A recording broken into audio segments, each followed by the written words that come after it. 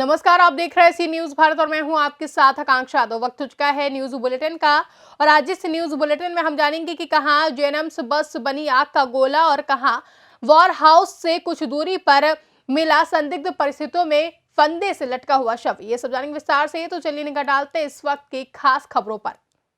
खबर फतेहपुर से है, जहां फरीदपुर पावर हाउस में कुछ ही दूरी पर संदिग्ध परिस्थितियों से फंदे से लटका हुआ शव मिला है, जहां मृतक की पहचान शंकर पुत्र रमजानी निवासी खैराहा थाना असोथार के रूप में की जा रही है। जहां ग्रामीणों से मिली जानकारी के अनुसार मृतक का संपत्ति विवाद चलता था।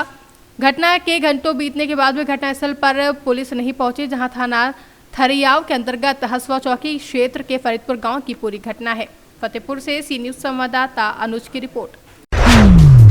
कन्नौज के समाजवादी पार्टी कार्यालय पर समाजवादी पार्टी के राष्ट्रीय उपाध्यक्ष किरणमय नंदा ने प्रेस वार्ता कर भाजपा पर जमकर निशाना साधा। उन्होंने कहा कि भाजपा ने समाजवादी के कराए गए विकास कार्यों को अपना बताकर उद्घाटन किए हैं। भाजपा हिंदू मुस्लिम करके चुनाव जीतना चाहती है, लेकिन जनता अब इनके झांसे में नहीं आने वाली है।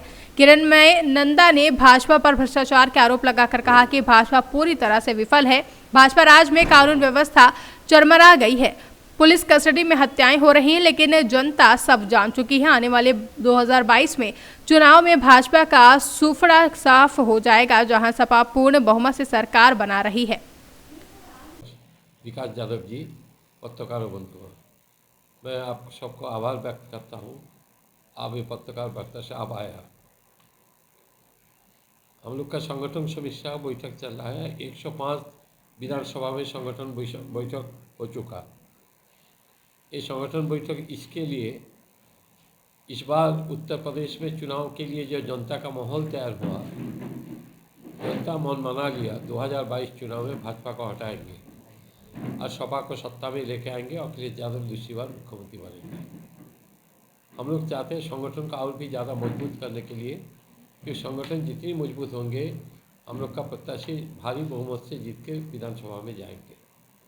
2012 से 2017 सपा का कार्यकाल में उत्तर प्रदेश का जो विकास का काम हुआ, इतनी विकास का काम आज़ादी का बाद कोई भी सरकार एक प्रदेश के लिए नहीं किया जो अखिलेश जी का समय में उत्तर प्रदेश का विकास का काल हुआ। और 2017 से 2022 भाजपा का समय में जनता को धोखा देके जुमलाबाजी करके सरकार बनाया भाजपा, ये जनता का समझ में आया। इसलिए 2022 में जो चुनाव होगा, जनता भाजपा को सबक सिखाएंगे और जनता मन बना लिया 2022 चुनाव में भाजपा को हटाएंगे, क्योंकि धोखाबाजी से भाजपा का सरकार बन गया था। कोई भी एक विकास का काम उत्तर प्रदेश में नहीं हुआ। जो विकास का काम आज भाजपा दिखाया, वो काम अखिलेश जी का समय में ही हुआ। अखिलेश जी का समय में ही शिलान्यास हुआ, अखिलेश जी का समय में ही उद्घाटन हुआ, केवल उनका नाम बदल दिया। इसलिए आज कोरोना काल में उत्तर प्रदेश में जो हुआ, ये केवल उत्तर प्रदेश का नहीं, देश का एक शर्म का बात था। आज किसानों का ऊपर जो उत्तर प्रदेश में अत्याचार हुआ, आप लखीमपुर का घटना जानते हैं। किसान को कुचाल के 4 किसान को मार दिया, एक पत्रकार को भी मार दिया। आज जो किसान को मार दिया, जो गोली चलाया, वो गोली को गृहमंत्री अजय मिश्र का बेटा का रिवॉल्वर से वो गोली चले, जो फॉरेंसिक डिपार्टमेंट का रिपोर्ट आया। आज हर जनता, हर वर्ण भाजपा के लिए परेशान में है। इनका पास कोई मुद्दा नहीं है, केवल धर्म का नाम में चुनाव लड़ना चाहते हैं, जात पात के नाम के चुनाव लड़ना चाहते हैं और धर्म का नाम के जनता को तोड़ना चाहते हैं। हम लोग समाजवादी पार्टी हर धर्म, हर वर्ण को लेके हम लोग ये चुनाव में भारी बहुमत से हम लोग सरकार बनाएंगे और दूसरी बार अखिलेश यादव मुख्यमंत्री बनेंगे। देखिए, वो तो जनता को मालूम हुआ, फर्जी मुकदमा डाल के आजम खान को जेल में भेजा। इसमें और भी समाजवादी पार्टी का अच्छा हुआ, क्यों जनता रुष्ट में है भाजपा के खिलाफ। कन्नौज से सी न्यूज संवाददाता महेश गौड़ की रिपोर्ट। खबर कन्नौज से है, जहां फर्जी चोरी के आरोप में फंसाए गए युवक को छुड़ाने पहुंची महिलाएं और किन्नर, जहां महिलाओं और किन्नरों ने कोतवाली गेट पर अर्धनग्न होकर प्रदर्शन किया है। बता दें, 2 दिन पहले हुई चोरी में पुलिस ने एक व्यक्ति को गिरफ्तार किया था, जहां महिलाओं का बीच सड़क पर सिर पटक हाई वोल्टेज ड्रामा देखने को मिला। हंगामा कर रही महिलाओं को पुलिस ने जबरन हटाया, जहां महिलाओं का आरोप है कि दोषी को 50,000 लेकर पुलिस ने छोड़ा है। बेरहम हो चुकी है कन्नौज पुलिस। वहीं छिबरामऊ कोतवाली में महिलाओं किन्नरों का हंगामा चल रहा है। रात को कुछ भी हुआ हो मुझे नहीं मालूम।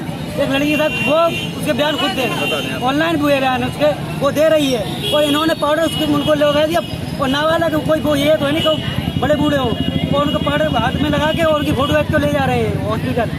जैसा कि आप के रहने वालों का क्या मामला है?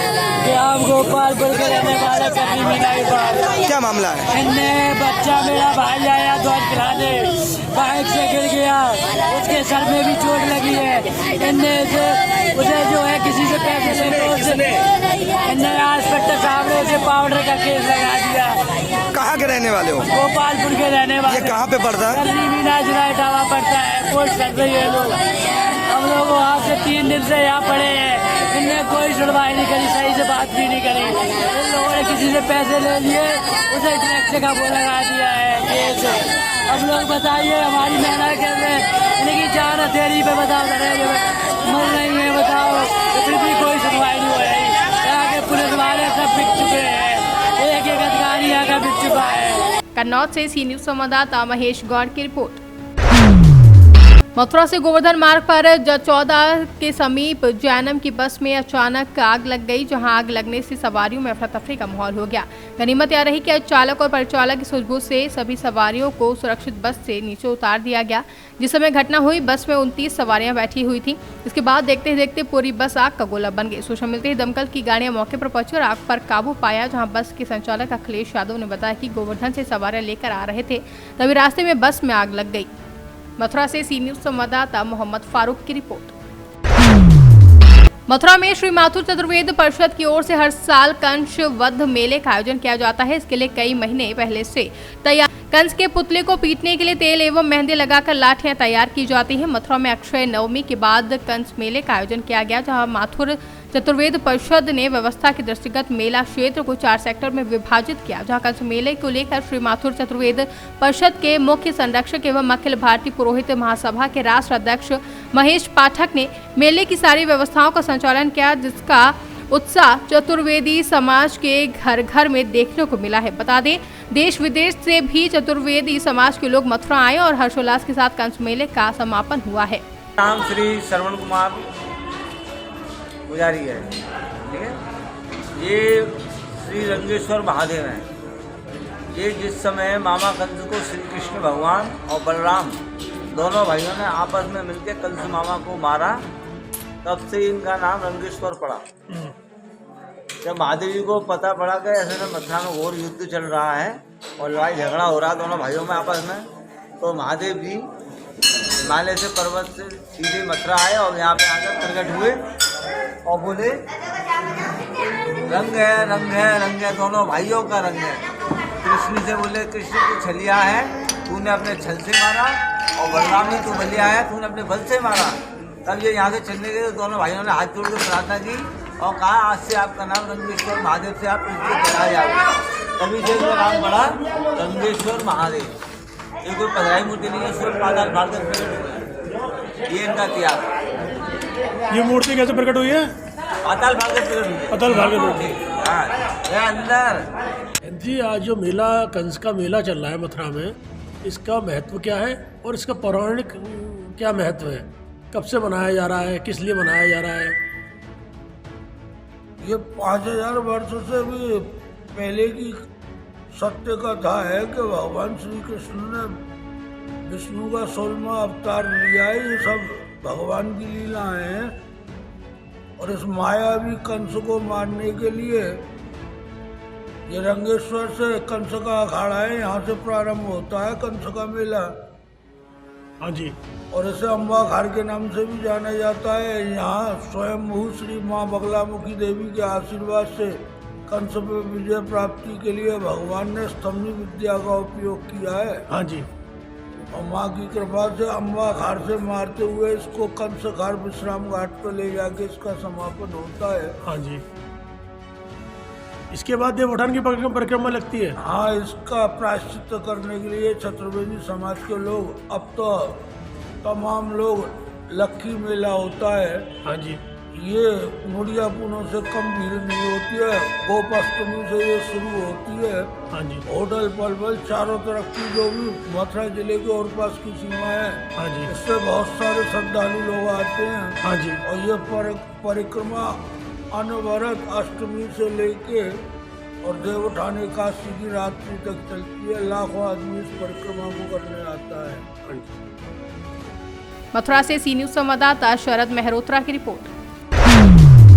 अमरोहा क्षेत्र के एसडीएम विजय शंकर ने आज अपने तहसील परिसर में स्थित दफ्तर पर प्रेस वार्ता की, जहां पर उन्होंने बताया कि मतदाता पुनरीक्षण अभियान के तहत रविवार को बीएलओ के द्वारा एक बार फिर से कैंप के माध्यम से लोगों को बुलाकर मतदाता पुनरीक्षण अभियान की जानकारी दी जाएगी। उनके मतदाता पहचान पत्रों के संबंध में दावे आपत्तियां प्राप्त की जाएंगी। उन्होंने कहा कि इसमें नए मतदाता पहचान पत्र बनाने, संशोधितकरण करने और मतदाताओं के नाम काटने की कार्रवाई होगी, जहां नियमानुसार यह कार्रवाई की जाएगी। बीएलओ अपने अपने बूथों पर रहेंगे, कल क्या स्पेशल रहेगा? माननीय भारत निर्वाचन आयोग द्वारा विधानसभा सामान्य निर्वाचन 2022 के दृष्टिगत निर्वाचक नामावलियों का विशेष संक्षिप्त पुनरीक्षण का कार्यक्रम दिनांक 1 नवंबर 2021 से 30 नवंबर 2021 तक चलाया जा रहा है। इस विशेष पुनरीक्षण अवधि में बीएलओ घर घर सर्वेक्षण करके दावा एवं आपत्तियां प्राप्त करेंगे। इसी सिलसिले में माननीय भारत निर्वाचन आयोग द्वारा दिनांक 13 नवंबर 2021, दिनांक 21 नवंबर 2021 व दिनांक 27 नवंबर 2021 को विशेष अभियान की विशेष तिथियां नियत की गई हैं। इन विशेष तिथियों पर संबंधित बीएलओ, संबंधित पदाधिकारी अधिकारी अपने अपने बूथों पर उपस्थित रहेंगे। अहर्ता तिथि 1 जनवरी 2022 को जिनकी आयु 18 वर्ष पूर्ण हो रही है, वह व्यक्ति संबंधित बूथों पर जाकर फॉर्म शीट भरकर अपना नाम मतदाता सूची में सम्मिलित करा सकते हैं। इसके अतिरिक्त जिन मतदाताओं के नाम मतदाता सूची में किन्हीं कारणों से त्रुटि है और किसी प्रकार की अशुद्धि है, तो वह फॉर्म 8 भरकर उन त्रुटियों को सही करा सकते हैं। मतदाता सूची में अंकित मतदाता जिनकी मृत्यु हो चुकी है अथवा उनका नाम डबल है अथवा किन्हीं कारणों से वो अपने निवास स्थान से कहीं अन्यत्र निवास कर रहे हैं, तो ऐसे लोगों का नाम विलोपित करने के लिए फॉर्म 7 भरवाकर उनका नाम विलोपित किया जा सकता है। ये माननीय निर्वाचन आयोग के निर्देश के अनुसार समस्त बीएलओ कल अपने अपने बूथों पर उपस्थित रहेंगे। सभी संभ्रांत नागरिकों से मेरा अनुरोध है कि वो अपने अपने संबंधित बूथों पर कल जाकर मतदाता सूची में अपना नाम देख सकते हैं। अगर उनका नाम मतदाता सूची में नहीं है तो संबंधित बूथों पर उपस्थित बीएलओ के माध्यम से फॉर्म शीट भरवाकर अपना नाम मतदाता सूची में बढ़ा सकते। सर, कब से लेकर कब तक चलेगा ये अभियान? ये 1 नवंबर 2021 से 30 नवंबर 2021 तक चल रहा है। इस अभियान के दौरान बीएलओ घर घर सर्वेक्षण कर दावा आपत्तियां प्राप्त करेंगी। अमरोहा से सी न्यूज संवाददाता रामवीर सिंह की रिपोर्ट। अल्लाह अव्वल नूर उपाया कुदरत के सब बंदे, एक नूर से सब जग उपजिया, कौन भले कौन मंदे। यह वाणी और उपदेश है परम अध्यय श्री गुरु नानक देव जी का, जिससे उन्होंने समाज में एकता, अखंडता और आपसी भाईचारे की भावना को कायम रखने के लिए दिया था और संदेश दिया था कि सभी धर्म एक समान हैं, इसलिए हमें सभी धर्मों का सम्मान करना चाहिए। श्री गुरु नानक देव जी के आगामी 19 नवंबर को प्रकाशोत्सव के पूर्व रेवाड़ी में 9 दिवसीय प्रभात फेरी एवं नगर कीर्तन शोभा यात्रा बड़े ही धूमधाम और हर्षोल्लास के साथ प्रतिदिन निकाली जा रही है। प्यारी साध संगत जी, धन धन श्री गुरु नानक देव जी महाराज का प्रकाश पुरब मनाते हुए आप जी संगतां सच्चे पातशाह जी शहर में आप जी का नाम जस कर रही हैं। सारी संगतां नूं गुरु नानक देव जी महाराज की प्रकाश पुरब की बहुत बहुत बधाइयां होन। प्रकाश पुरब के उपलक्ष में सच्चे पातशाह जी आप जी ने मेहर की, संगतां आप जी का नाम जस करदियां होईयां। सच्चे पातशाह जी बड़े चाव से उल्लास नाल शहर विच आप जी का नाम जस करदियां होईयां, प्रभात फेरियां कढ रही। सच्चे पातशाह जी सारी संगतां नूं बहुत बहुत चाव ते उत्साह है। सच्चे पातशाह जी आ कारज गुरु नानक देव जी महाराज ने साडे कोलों अपने आप ही कराया है। तो सारी संगत नूं गुरु नानक देव जी महाराज का उपदेश है कि अव्वल अल्लाह नूर उपाया, कुदरत के सब बंदे, एक नूर ते सब जग उपजिया कौन भले को मंदे। सारे धर्म गुरु नानक देव जी महाराज वास्ते एक समान ਹਨ। तो सारी संगत ਨੂੰ ਸਾਰੇ ਧਰਮਾਂ ਨੂੰ ਗੁਰੂ ਨਾਨਕ ਦੇਵ ਜੀ ਮਹਾਰਾਜ ਦੇ ਪ੍ਰਕਾਸ਼ ਪੁਰਬ ਦੀ ਬਹੁਤ ਬਹੁਤ ਵਧਾਈਆਂ ਹੋਣ। ਵਾਹਿਗੁਰੂ ਜੀ ਕਾ ਖਾਲਸਾ ਵਾਹਿਗੁਰੂ ਜੀ ਕੀ ਫਤਿਹ। कितने दिनों का आयोजन आएगा कि सवेरे प्रभात फेरी के कितने सारी दिन तक? संगत ने संगत जी 9 दिन तो प्रभात फेरियां आरंभ होईयां ਹਨ ਤੇ ਗੁਰੂ ਮਹਾਰਾਜ ਨੇ ਚਾਹਿਆ ਤੇ ਅੱਗੋਂ ਅਸੀਂ 11 ਦਿਨ ਵਾਸਤੇ ਗੁਰੂ ਮਹਾਰਾਜ ਦੀ ਪ੍ਰਭਾਤ ਫੇਰੀਆਂ ਕੱਢਾਂ ਕਰਾਂਗੇ। ਸਾਰੀ ਸੰਗਤ ਬੜੇ ਸਮੇਂ ਦੇ ਨਾਲ ਅੰਮ੍ਰਿਤ ਵੇਲੇ ਗੁਰਦੁਆਰੇ ਪਹੁੰਚ ਕੇ ਇਸ ਪ੍ਰਭਾਤ ਫੇਰੀਆਂ 'ਚ ਵੱਧ ਚੜ ਕੇ ਹਿੱਸਾ ਲੈ ਰਹੀਆਂ ਹਨ। ਤਨ ਮਨ ਤੇ ਧਨ ਨਾਲ ਗੁਰੂ ਨਾਨਕ ਦੇਵ ਜੀ ਮਹਾਰਾਜ ਦੀ ਸੇਵਾ ਕਰ ਰਹੀਆਂ ਹਨ। ਵਾਹਿਗੁਰੂ ਜੀ ਕਾ ਖਾਲਸਾ ਵਾਹਿਗੁਰੂ ਜੀ ਕੀ ਫਤਿਹ। हरियाणा से सी न्यूज संवाददाता चैन सिंह की रिपोर्ट। नरसिंहपुर के गौरी कला में बीते दिनों संतोष ठाकुर नामक व्यक्ति की नदी में डूबने से मौत के मामले में कोतवाली पुलिस ने चौंकाने वाला खुलासा किया और इस हत्याकांड में एक महिला सहित 2 आरोपियों को गिरफ्तार भी किया गया है। कोतवाली थाना प्रभारी ने मामले में खुलासा करते हुए बताया कि संतोष की पत्नी का गांव के एक अन्य संतोष नामक व्यक्ति से प्रेम प्रसंग चल रहा था। इस संबंधों को परवा चढ़ाने संतोष की पत्नी और उनके प्रेमी ने उसकी हत्या की साजिश रची। जहां पहले तो संतोष की पत्नी ने अपने पति से अपने प्रेमी की जान पहचान करवाई और कल बैठा कर शराब पीने के लिए प्रेरित किया।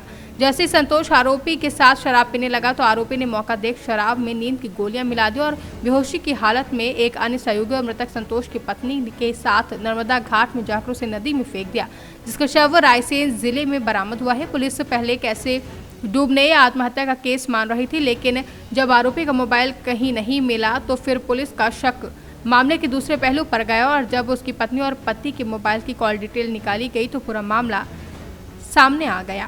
हत्याकांड का खुलासा हुआ था, क्या था मामला पूरा?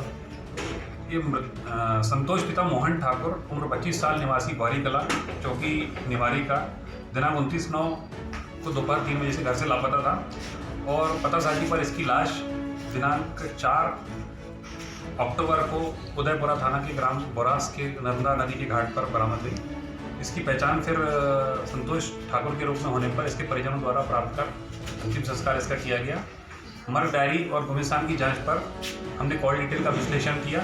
इसमें यह पाया गया कि मृतक संतोष ठाकुर की पत्नी संगीता बाई के संबंध अपने गांव मायके के गांव कोड़ा निवासी संतोष ठाकुर से थे और उस संतोष ठाकुर से संबंध होने के चलते इन लोगों ने मृतक को मारने की योजना तैयार की और आरोपी संतोष ठाकुर ने अपने साथी सुनील ठाकुर को सुनील विके निवासी जैतपुर के सहायता से उसे शराब में नींद की गोलियां देकर और बेहोश होने पर उसे मोटरसाइकिल पर लेकर गए ये लोग और बरमान के नर्मदा नदी के पुल से उसे बेहोशी की हालत में उसे फेंक दिया गया। इस प्रकार इनके द्वारा उसकी हत्या कारित की गई और उसका मोबाइल भी अलग अलग कलपुर्जे करते हुए नर्मदा नदी में फेंक दिया गया। तो इस संबंध में अपराध दर्ज किया गया हत्या और 302, 364, 201, 120 और 34 IPC का प्रकरण दर्ज किया गया। सभी आरोपीगण गिरफ्तार कर लिए गए हैं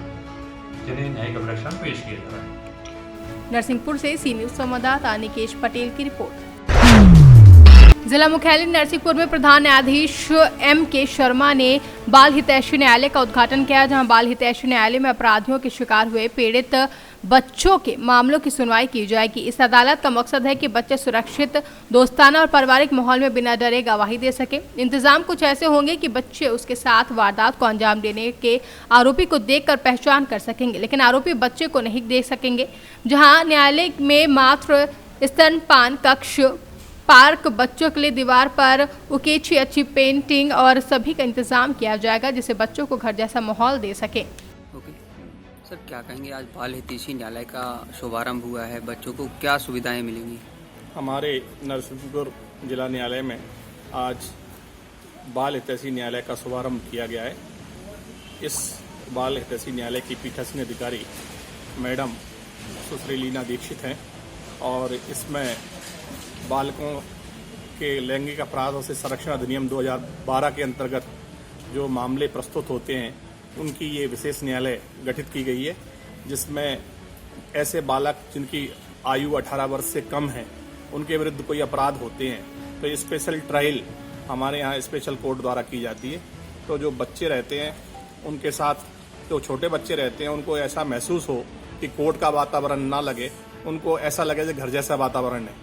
इसलिए बाल हितैषी न्यायालय इसमें चाइल्ड फ्रेंडली कोर्ट के लिए हमने उनके लिए ऐसे कोई महिलाएं आती हैं, अपने बच्चे छोटे रहते हैं, उनके लिए स्तनपान की व्यवस्था भी की गई है। और जब गवाही होती है तो बच्चा डर ना जाए, इसलिए अलग से ऐसी व्यवस्था की गई है कि जो मुलजिम रहता है वो गवाह को, चाइल्ड बाल साक्षी को देख नहीं सकता और बाल साक्षी मुलजिम को देख के है ना घबरा नहीं सकता, है ना। अगर मुलजिम को खड़ा करके हम बयान लेते हैं तो डर जाता है, बच्चे के डरने की संभावना रहती है। तो उसको एटमॉस्फेयर घर जैसा देने का प्रयास किया गया है। उसके लिए महिलाओं के लिए, छोटे बच्चों के लिए, महिलाओं के स्तनपान कराने की अलग से व्यवस्था है, कक्ष है, बच्चों के लिए झूले हैं, खिलौने हैं। ये बाल उपवन आप देख रहे हैं, इधर देखिए आप, बाल उपवन है, इसमें बेंच लगी हुई हैं और झूले बनाए गए हैं। बच्चे उनको देख कर अपना उत्साहवर्धन उनका होता रहेगा और अच्छा माहौल उनको मिलेगा।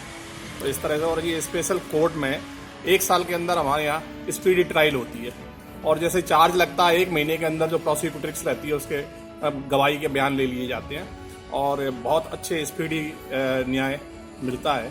और इसीलिए स्पेशल एक्ट के अंतर्गत ये मामला बनता है। उसके लिए हमने अलग से कोर्ट ये बनाई गई है। इस पर अच्छा वातावरण मिलेगा। जो नाबालिग बच्चे हैं, उनकी माएँ हैं और जो भी लोग आएंगे उनके लिए कोई ऐसा महसूस नहीं होगा कि कोर्ट में आए, कोई असुविधा का सामना नहीं होगा। चाइल्ड फ्रेंडली कोर्ट का डेवलपमेंट किया गया है। नरसिंहपुर से सी न्यूज संवाददाता निकेश पटेल की रिपोर्ट। समस्तीपुर जिले के उजियारपुर प्रखंड अंतर्गत अंगार घाट थाना क्षेत्र के डिहुली NH 55 समस्तीपुर रोसड़ा मुख्य पथ पर शनिवार को सिंगिया घाट की ओर से आ रही बाइक ने साइकिल सवार प्रदीप कुमार ठाकुर व उनके पुत्र उज्जवल कुमार 8 वर्षीय को जोरदार टक्कर मार दी, जिससे पिता पुत्र गंभीर रूप से घायल हो गए हैं। जैसे कि बताया जा रहा है कि साइकिल पर सवार होकर अपने सैलून की दुकान अंगार घाट चौक के लिए अपने घर से दुकान जाने के दौरान घर के समीप बाइक ने टक्कर मार दी है, जिसमें दोनों को इलाज के लिए समस्तीपुर में भर्ती कराया गया है। कल शाम में मृतक साइकिल से अपने बेटे के साथ अंगार घाट में सैलून खोले हुए वही जा रहा है। इसी बीच पूर्व दिशा से आती हुई एक अनियंत्रित मोटरसाइकिल उसमें जोरदार धक्का दिया, जिसके कारण साइकिल को क्षत विक्षत हो ही गई। दोनों पिता पुत्र गंभीर रूप से घायल। DK शर्मा के क्लिनिक में भर्ती हुआ। रात्रि में प्रदीप कुमार का देहांत हो गया। उसका बेटा अभी भी जिंदगी और मौत से जूझ रहा है। जैसा कि अभी डॉक्टर साहब ने उसको ये भी कहा कि समस्तीपुर में इसका इलाज संभव नहीं है, पटना के लिए रेफर भी कर दिया है। देखिए आगे भगवान की मर्जी। लेकिन घटना का मूल कारण है अभी जो स्थिति घनी बस्ती है, शायद अब पुनः ब्रेकर की व्यवस्था की आवश्यकता नजर आ रही है। रोड अच्छी सड़क है और इतना स्पीड में लोग, खासकर पिकअप, बेलोरो और ये मोटरसाइकिल अक्सर आ। मेरे गांव में मोटरसाइकिल से पीड़ित होकर अभी तक 4 व्यक्ति का मृत्यु हो चुका है। चौथा का नाम क्या? प्रदीप ठाकुर। उम्र क्या होगा? 29 वर्ष। पिता का नाम? नकली था। तो बच्चा का क्या नाम है? बच्चा आगे बताओ। अच्छा, ये जो है कई घंटे से जो सड़क जाम है, किन मांगों के लेके जो सड़क जाम? सड़क जाम था जो मैंने जो सरकारी लाभ होता है वो लाभ मृतक को मिले। अभी पंचायत के मुखिया प्रतिनिधि के द्वारा कबीर अंत्येष्टि योजना से 3000 रुपये का उसको भुगतान मिल चुका है। CO साहब अभी छुट्टी में है, लेकिन वार्ता में उन्होंने ये कहा है जो आप लोग पोस्टमार्टम में भेजिए। पोस्टमार्टम से आने के बाद वो सदा का जो आप फर्ज बयान देंगे उसकी पूर्ति उपलब्ध कराएंगे और हम जो उसका मुनासिब लाभांश है हम लाभांश मृतक को तत्क्षण उपलब्ध कराएंगे। क्या नाम हो गया आपका? मेरा नाम आनंद वर्धन, मैं अंगार पंचायत का पैक्स।